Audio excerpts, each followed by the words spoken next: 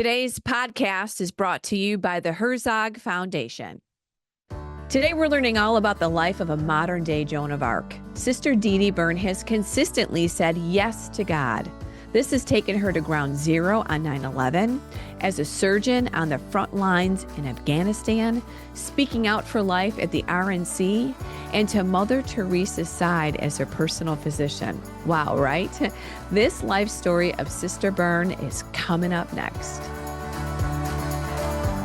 This is the Moms for America podcast. Each week, leaders and everyday champions tell personal stories, share advice, and tackle the issues most important to moms.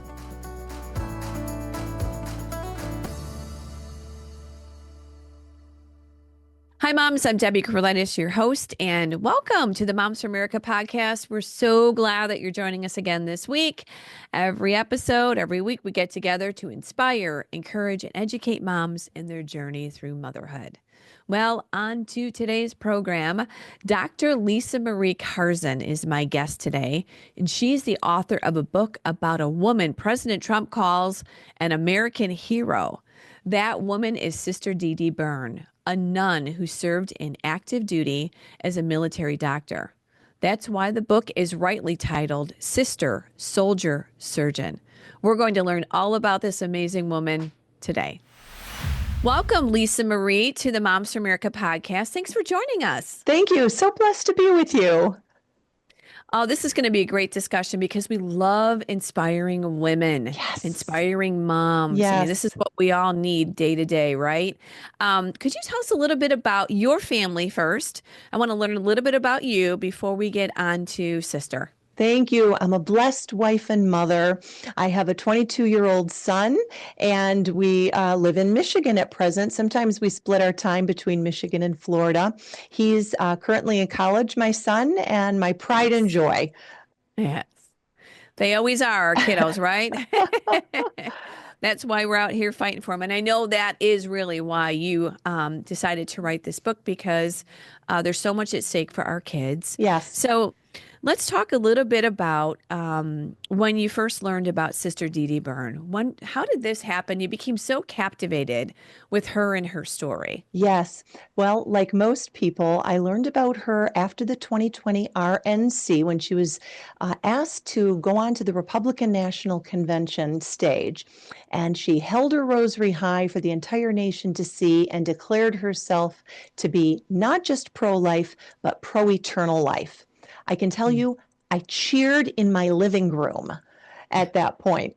So for those folks who don't know, Sister was praying to be a voice for the unborn. She wanted to do more for the unborn and went into the chapel to pray, felt convicted in prayer to offer herself to be a voice for the voiceless, the unborn. And 2 hours after coming out of the chapel, received a call from the White House asking her to be on the RNC stage that day. So I love to equate it to emerging from the upper room, right? She came out of the upper room and into the public square, much like we are all called to emerge from beyond prayer, from our upper room and into the public square as well. Amen. 100%. When you heard her story, like you said, you cheered in your front room there. What was it that resonated with you especially? Oh, it is that we have been storming heaven for more leaders, in particular religious leaders, willing to be boldly courageous in the public square.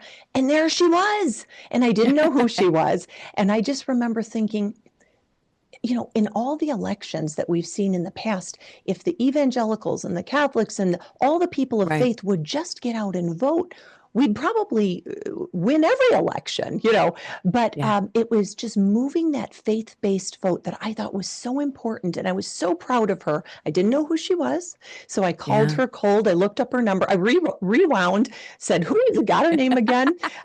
Looked up her number and called her in DC and said, you don't know me. I just want to say, I am so proud of you.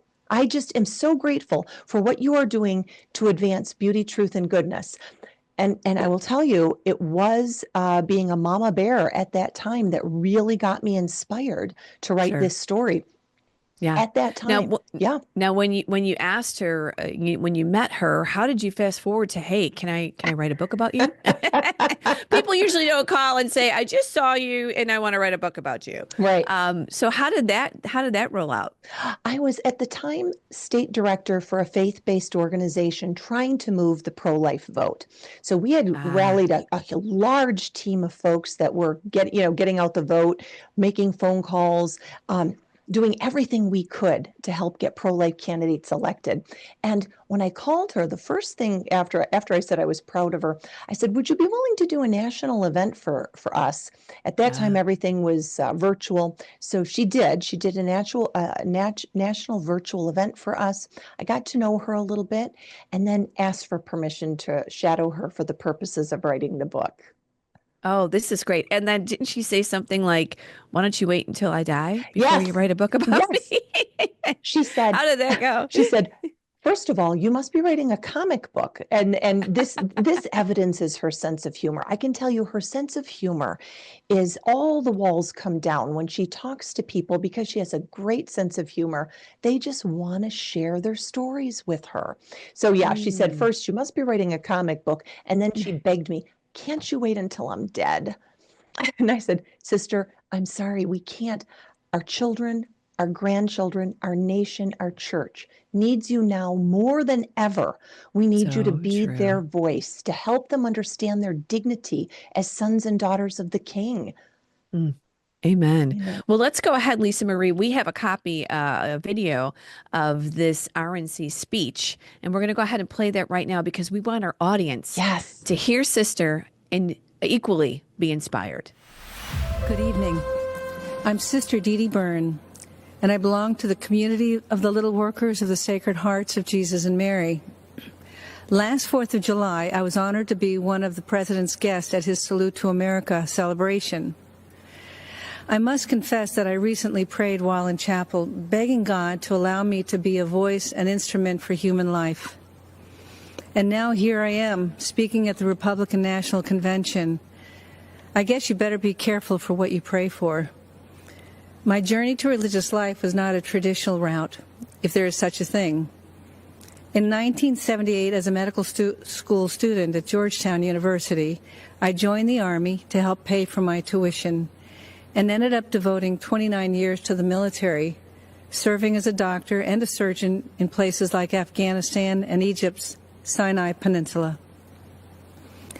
After much prayer and contemplation, I entered my religious order in 2002, working to serve the poor and the sick in Haiti, Sudan, Kenya, Iraq, and in Washington, D.C. Humility is at the foundation of our order, which makes it very difficult to talk about myself. But I can speak about my experience working for those fleeing war-torn and impoverished countries all around the world. Those refugees all share a common experience. They have been all marginalized, viewed as insignificant, powerless, and voiceless. And while we tend to think of the marginalized as living beyond our borders, the truth is the largest marginalized group in the world can be found here in the United States. They are the unborn. As Christians, we first met Jesus as a stirring embryo in the womb of an unwed mother and saw him born 9 months later in the poverty of the cave. It's no coincidence that Jesus stood up for what was just and was ultimately crucified because what he said wasn't politically correct or fashionable. As followers of Christ, we are called to stand up for life against the politically correct or fashionable of today. We must fight against a legislative agenda that supports and even celebrates destroying life in the womb. Keep in mind, the laws we create define how we see our humanity.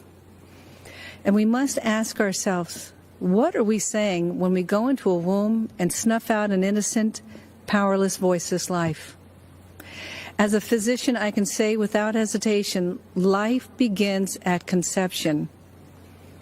While what I have to say may be difficult for some to hear, I am saying it because I'm not just pro-life, I'm pro-eternal life, and I want all of us to end up in heaven together someday. Which brings me to why I'm here today. Donald Trump is the most pro-life president that this nation has ever had, defending life at all stages. His belief in the sanctity of life transcends politics. President Trump will stand up against Biden-Harris, who are the most anti-life presidential ticket ever, even supporting the horrors of late-term abortion and infanticide. Because of his courage and conviction, President Trump has earned the support of America's pro-life community. Moreover, he has a nationwide of religious standing behind him. You'll find us here with our weapon of choice, the rosary. So thank you, Mr. President. We are all praying for you.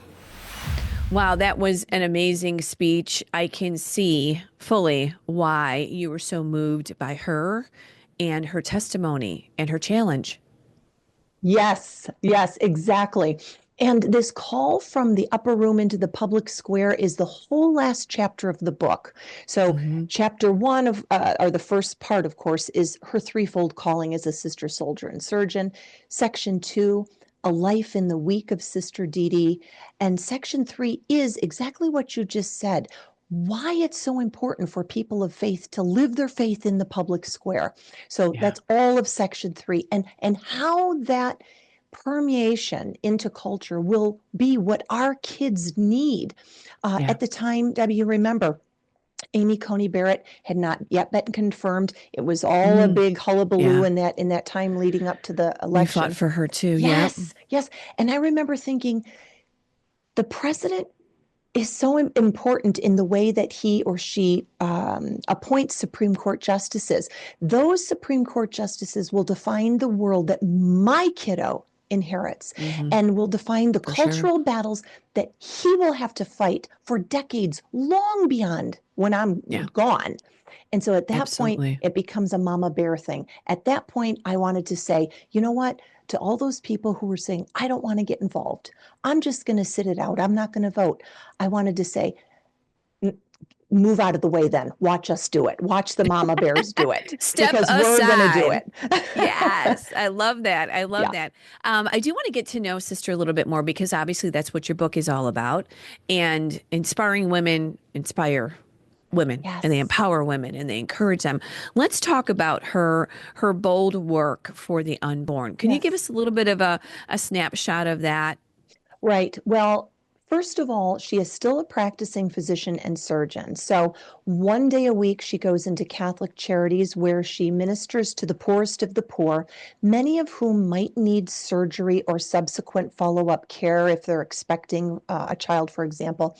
So she ministers in that way. She also ministers in the clinic that is in her convent basement, where she sees a lot of patients as well. On one other day of the week, she actually performs surgery at Sibley Memorial Hospital.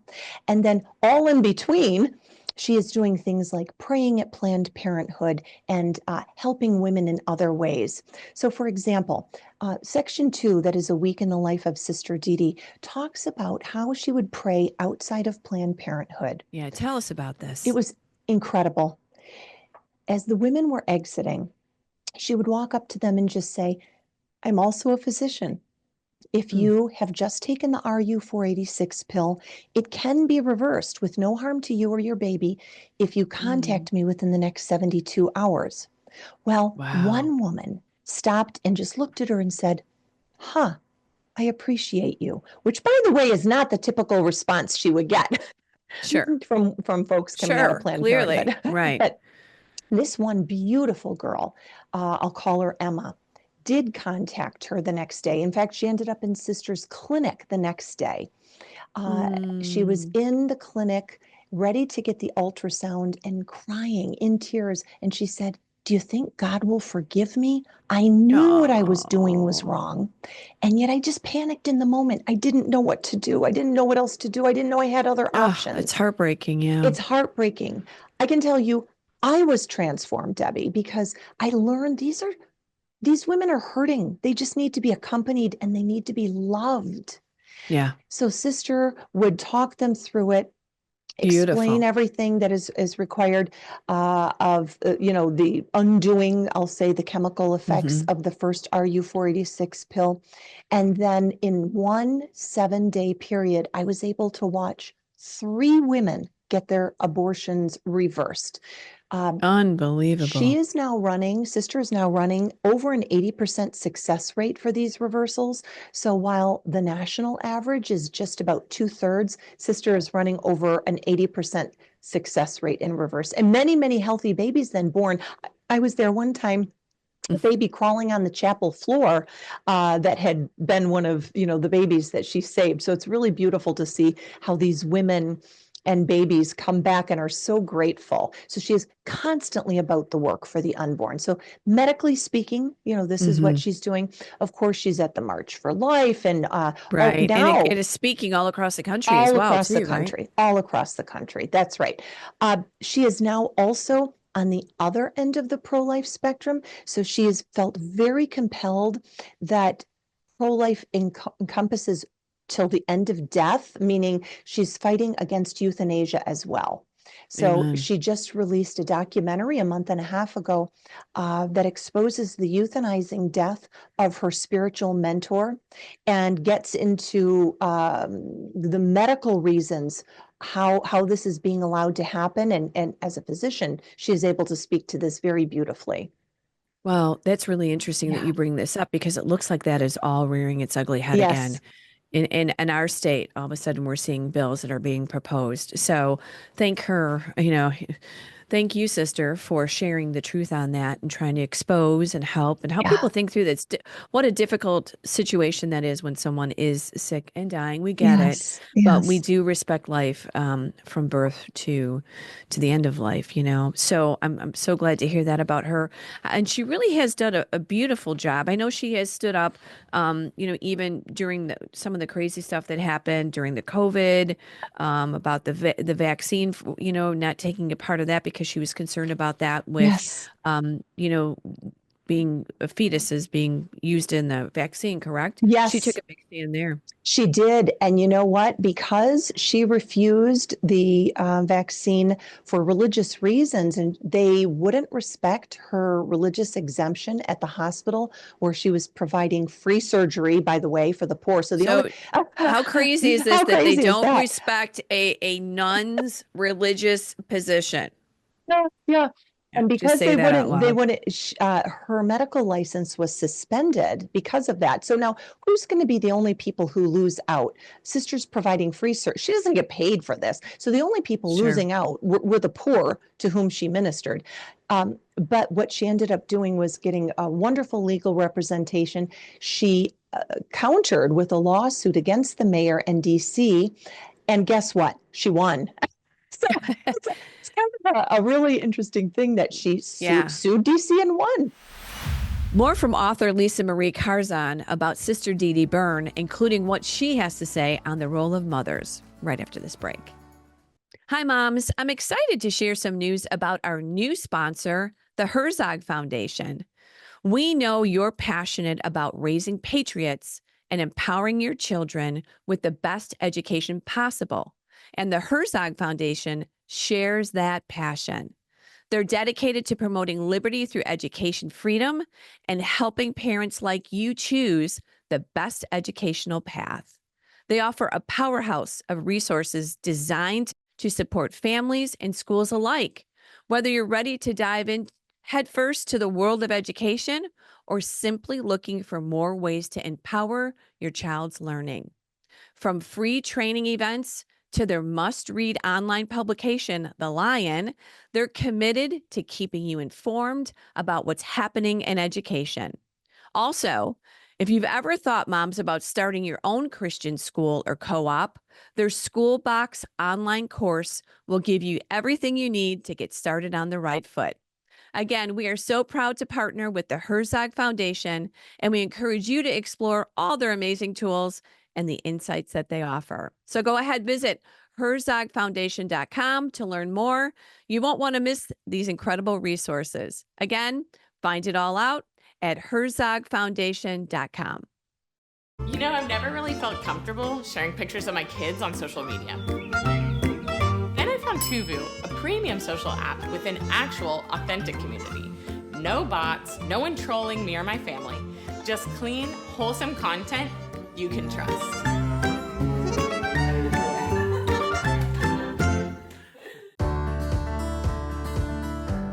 Welcome back, moms. But before we conclude our interview with sister, soldier, surgeon, author Lisa Marie Carzon, I would like to invite you to like, subscribe, and share our podcast. This is how we get our stories out. This is how we encourage moms. So please share this with your mama friends, like, subscribe, and share. Also, if you have any ideas for the podcast, would you please email me at podcast@momsforamerica.net. I would love to hear any suggestions and any feedback. To the mamas that maybe this is the first time you're listening to Moms for America or you're new to Moms for America, I want to invite you to join our sisterhood, to join our community, to join our movement here at momsforamerica.us. That's what you do. You go to momsforamerica.us, sign up for our newsletter, check out all of our information. We are truly the ultimate support group for you moms. It's moms like us uniting all across the country to fight for faith, family, freedom, and the Constitution. Again, check us out at momsforamerica.us. I don't think you mess with sister. No. And again, this inspires all of us to stand up for our convictions, to fight boldly, and to not just not be bullied. I just feel like they were bullying her. That's right. You know what? And you're right about her. She is a mother. She's a spiritual mother. It So sure is. I saw this in every patient she interacted with. The women who would come to her not only spoke to her like a mother and confided in her as a mother, but they would also share. Sister at one point, when one mother who was reversing her abortion sat down and they were talking, and Sister said, "Now, Sarai," of course, it's not her real name, "you know I'm a Catholic sister. And you came to me, I didn't come to you. So it should be no surprise when I say to you, no hanky-panky before marriage." So she speaks to her patients in a motherly way, in a way that they are open to hearing because of her humor, but more importantly, because of the way she loves them. Yeah. And that is the takeaway from this book that I say is so important, is that we're not going to be sisters or soldiers or surgeons, most of us, but we are called to love the way she loves. And that was the transformative nature of this experience for me, was to see that holiness is actually attainable. It's not as hard as I thought. It really just requires loving well and making good decisions, making better the decisions than I'm making now, and loving better than I'm loving now. And I watched that in Sister. I watched how it didn't matter even what religion anybody. There were so many stories in the service, Debbie, of her ministering Muslim. Yeah, let's talk about her in this service. Yes. Because, I mean, talk about a soldier. Yes. Not only a fighting soldier for truth and for freedom and for the unborn, but a literal soldier. Yes. Fighting for it there.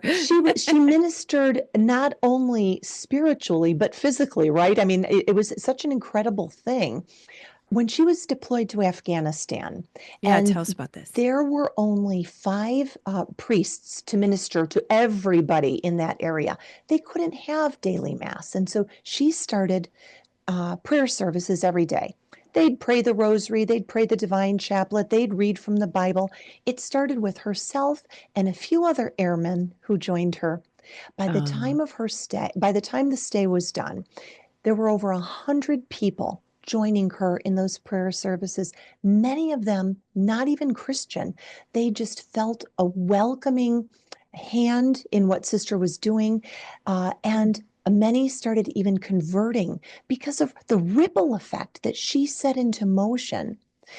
So yeah, not only was she piecing our soldiers back together, literally, Right. but then ministering in this very beautiful spiritual way. She tells the story in the Sinai, when she was deployed in the Sinai, of how she would take the women. There weren't many women, by the way. She was one female officer in a sea of men. But for the women who were there, she would take them on Sundays. They'd go spend some time in the sun on the shores of the Red Sea on a Sunday afternoon and talk to them about what it meant to be a daughter of the king. what it Mm. meant to preserve your Sharing her purity. faith. Yeah. Why was it important for them to preserve their purity and understand their dignity? So she would give a theology of the body even long before there was a theology of the body. So this sort of I, ministering in this spiritual yeah. sense as well. Yeah. And what were some of the challenges that she had to deal with being in a war zone like that? Yeah, I'm sure she found her strength obviously from the Lord, but boy, yes. what were her thoughts when you talked to her about that? I mean, here Wow. you've got this isn't easy. Right. She was in very, very hot. I mean, in Afghanistan, there were bombings almost every day. When she was in the Incredible. Nuba Mountains, for example, there were frequent bombings such that people would have to hide underground when the government would send these bombs, often on a Sunday afternoon, that would slice and dice the people. It literally, sometimes people would come in on one stretcher and their limbs would come in on another stretcher. It was horrific Wow. battle scenes. So you can read about many of these. In honestly, some patients lived, some patients died. It tells the stories of many of these heart-wrenching cases that she encountered on the battlefield, and many of them dealing with children that she had to try to save, and on people's deathbeds, how people were converting, how they would ask, how one Muslim man, for example, asked, there's something different about you. What is it? And she was allowed to share the reason for the hope within her. And they would say, would you just pray with me before I undergo anesthesia? Um, Oh, that's so beautiful. it was an incredible marriage of these threefold callings as a Catholic sister, as a surgeon, and as an army. You know that she ended up with the rank of colonel by the That's time what she was done. yes. I Yeah, mean, yeah, isn't that yeah. impressive? I mean, I can just see why you were so captivated by her story. Now, she was a medical missionary for all of her for many, many years, right? Not just Yes. right. Yes. And in fact, she knew, I'll call her the young Dee Dee. The young Dee Dee knew, even as a very young child, that she felt God tugging at her heart to be a religious. She used to leaf through the magazines that her parents would have at home. Many of them would have the Marianole sisters dressed in habit, helping people. And she Mm. really felt compelled to do that. So her mom, by the way, her mom's almost 102. Her She comes from good genes. This That's is right. it. And she lives in the convent with sisters. Sister is able to tend to her mother's needs. So her Oh, how mom nice is that? says that young Dee Dee had a vocation in utero, that there was really a special calling early on. But yes, to your point about the mission calling to the army, when she got to go to medical school, and by the way, she felt a calling to medical school because she got to watch her dad, who was a cardiothoracic surgeon, in surgery a lot. So she'd get to go to the hospital and watch. And so Oh, that yes. really That's sparked an where the love interest. came. Yeah, yeah. There was a fun story about her going to the refrigerator one morning to grab some orange juice for breakfast. And when she opened the door, there was a human heart in a jar next to the eggs.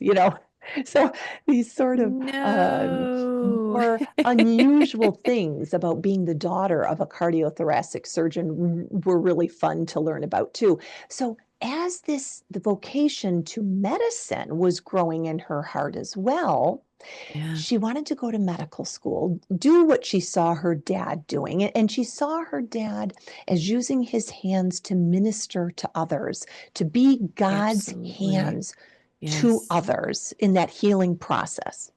So she wanted to save her parents from the financial burden of putting so many kids through medical school. She was the third one, by the way, who went to medical school in the family. So the dad's example, Bill Burns' example, inspired Wow, two that of her was brothers. contagious, wasn't Yes, it? That's yes, yes. wonderful. Wow. So, in wanting to relieve her family of that financial burden, she applied to be on Army scholarship. So that's finally where those three roles kind of came together, of sister, soldier, and surgeon.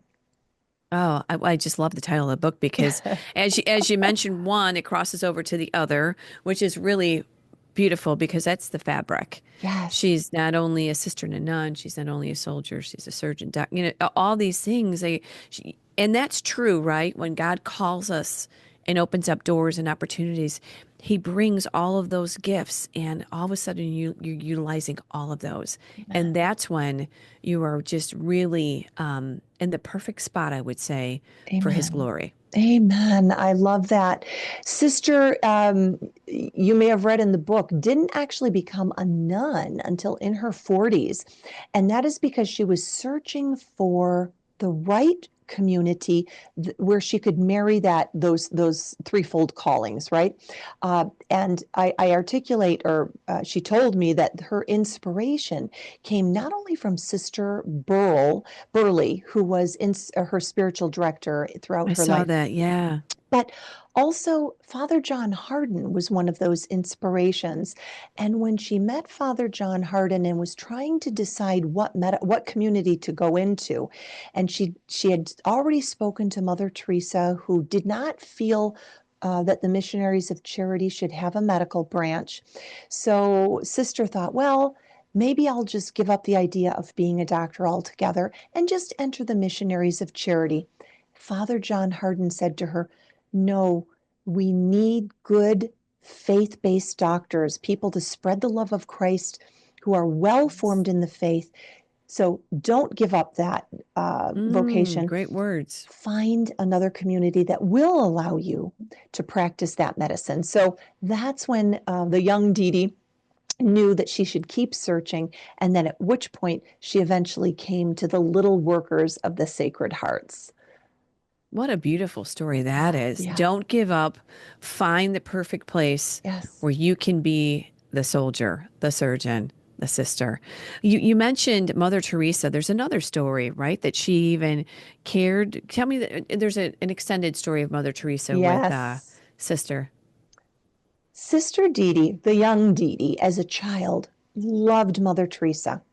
She read a book by Malcolm Muggeridge. I don't know if folks remember that book, and was really inspired by the inspiration. So very early on, Mother Teresa became a hero for Dee Dee.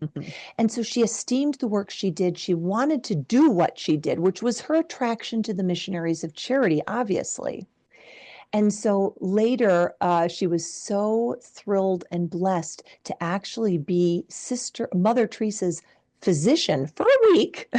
Can you believe this? For a week, how God works this out. I mean, come on. You couldn't write that in a book. Well, there you go. I'm just kidding. That's right. That's right. When Mother had to come to D.C. to accept the Congressional Medal of Honor, Sister Dee Dee was the physician on call and got to be with her, to tend to any medical needs that might arise. It also gave Sister the opportunity to talk to Mother in a more personal way about the possibility of starting a medical branch within the Missionaries of Charity. And it was at that time that Mother was able to share, no, that was not the calling of the Missionaries of Charity. So that's where that closure came.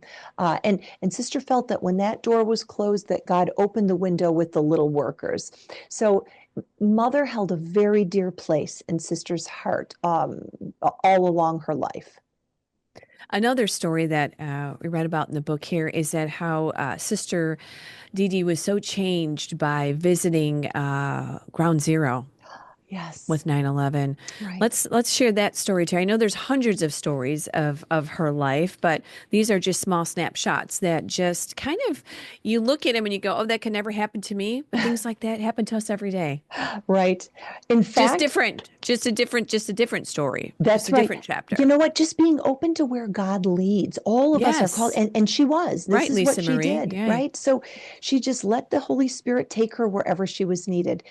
For 9/11, and it was chilling. She thinks even still, one of the chapters in the book is called, I'm sure we breathed in human remains, right? I mean, she went thinking she was going to be able to perform surgery. She went to volunteer her surgical services at a nearby hospital.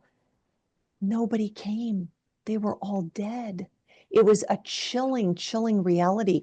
So while she waited at the hospital, well, let me back up. She ended up being called to New York because she was accompanying one of the missionaries of charity for an appointment that she had to go to there. Okay. So they were in the city at the time when the towers fell. So she went to offer her surgical services, waited.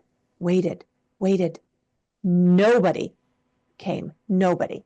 So finally, she went down to ground zero and said, like, to see if she could offer her services there. Same thing. Everybody was dead. There were people who would call her over. One police officer called her over and said, there's a pregnant woman here. Is there something you can do? She had passed away. She had been killed. Can you please just pray over her? And so, Sister was able to do things like offer, comfort to the living. And that's all she could do, was pray for the dead and for those living and the first responders who were there to minister to those folks. So then she would bring she would offer them hoagies and water and try to do what she could to relieve the suffering of all those who were there. It was transformational. She called the experience transformational in that she sees the mother's womb as a kind of ground zero now, even to this day, where it should be, the womb should be an opportunity for life and for growth. Sanctuary. Yes. Exactly. Thank you. Yes. And instead it has become sort of a war zone, a place that has become dangerous for the unborn. So thank you for bringing that out. You're very right. It was transformational for her in many regards. Now we're just talking, beautiful story. We're talking about just the womb and actually motherhood. Yes. I like to talk about this because Sister Dee Dee, and of course we have all of our moms listening right now, she talks about the great dignity of motherhood and said that stay-at-home mothers are the frontline heroes. Don't you love that? Could be more important for the development of their children. We want to encourage our moms, and I love Sister's words that, there's a great dignity in motherhood. Yes. Share a little bit about her thoughts on being a mom. Yes. I love you brought out what I think one of the best quotes in the book is a frontline, stay-at-home moms are like frontline heroes. Yeah. I just love that. It stemmed from her example. Her mom and dad created such a beautiful, loving environment. She'll say that was really her inspiration for everything she did later in life, is seeing the strong faith of her parents. Her mom and dad were both daily mass goers, daily communicants. So dad would get up, even though, and 7 days a week, regardless of his hospital schedule, would go to mass in the morning. And then mom would go to church and receive the Eucharist every day after the kids got off to mass at a later mass.